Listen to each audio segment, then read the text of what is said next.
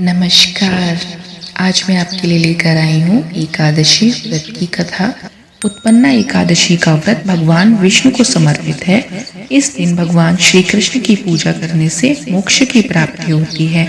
यदि आप इस व्रत को करने की सोच रहे हैं तो आपको उस दिन यानी एकादशी के दिन यहाँ बताई गई कथा को अवश्य सुनना चाहिए।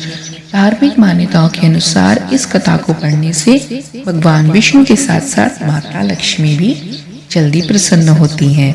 तो कथा इस प्रकार से है। पौराणिक कथा के अनुसार सतयुग में मूल नाम का एक दानव था। वह बहुत ही भयानक और बलवान था। उसने अपने बल से सभी देवताओं को परास्त कर दिया था। उसके भय से सभी देवता स्वर्ग से भागकर भगवान शिव के पास गए। भगवान शिव ने जब उसकी बात सुनी, उन सबकी बातें सुनी, तो उन्होंने इस पीड़ा को दूर करने के लिए सभी देवताओं को भगवान विष्णु के पास जाने को कहा। उनकी बात सुनकर सभी देवता क्षीर सागर गए और क्षीर सागर में भगवान विष्णु शेषनाग पर शयन कर रहे थे। उनको शयन करता देख सभी देवी देवता हाथ जोड़कर उनकी स्तुति करने लगे। उनसे अपनी पीड़ा दूर करने का अनुरोध करने लगे।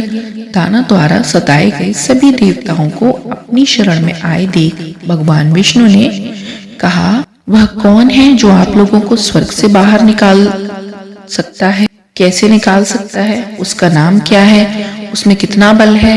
वह कहाँ रहता है?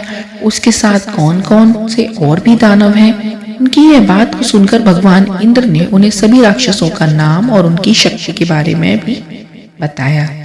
उन्होंने कहा कि उस राक्षस का एक महापराक्रमी मूल नाम का एक पुत्र है।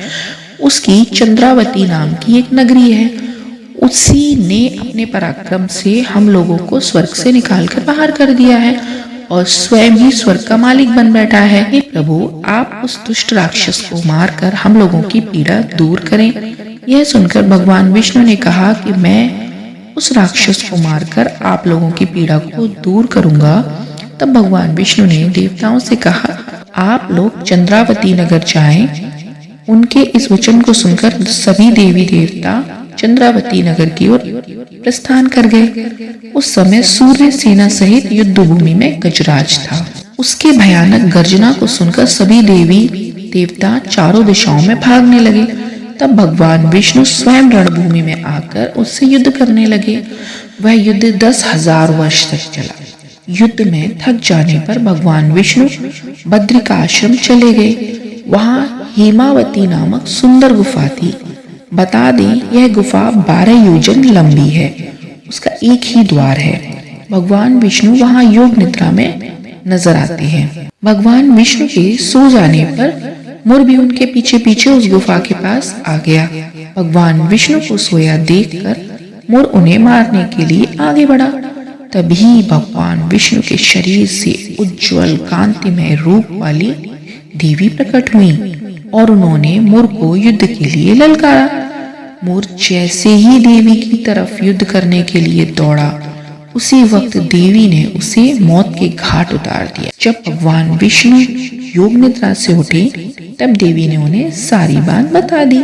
देवी ने कहा कि उनका जन्म एकादशी के दिन हुआ है, इसीलिए वह उत्पन्ना एकादशी के नाम से पूजी जाएंगी। बता दें कि जिस दिन माता प्रकट हुई थी, उसी दिन मार्गशीर्ष एकादशी थी। इसीलिए इस एकादशी को उत्पन्ना एकादशी भी कहते हैं। जय श्री हरि विष्णु भगवान की। धन्यवाद।